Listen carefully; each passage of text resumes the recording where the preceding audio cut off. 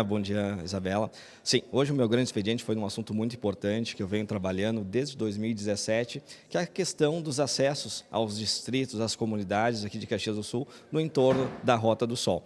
No dia 30/4 teve uma reunião muito importante lá em Porto Alegre, juntamente com o deputado Neri, juntamente com o secretário Costela, o superintendente do DAIR, o Faustino, no qual foi discutindo algumas reivindicações aqui das comunidades, esses acessos ali a Tília Andreassa, ao Serrano, ao bairro Jardim das Hortênsias, ali a comunidade Santo Mobon, a comunidade de São Gotardo de Vila Seca, o próprio distrito de Vila Seca e o distrito de Criúva. Nós aproveitamos para entregar mais um ofício pedindo, que o governo do estado, que o DAIR, interceda e faça melhorias nesses trechos.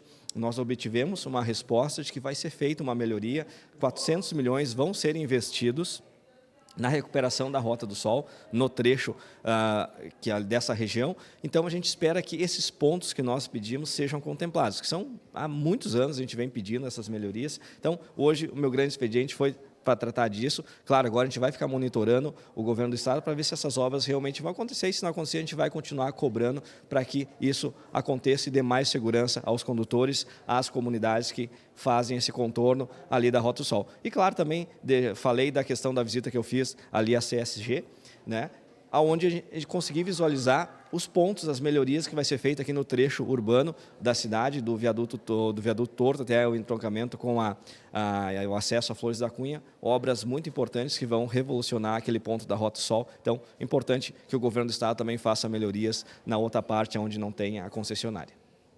É isso, muito obrigada, vereador. E a gente vai passar agora com umas perguntas para o vereador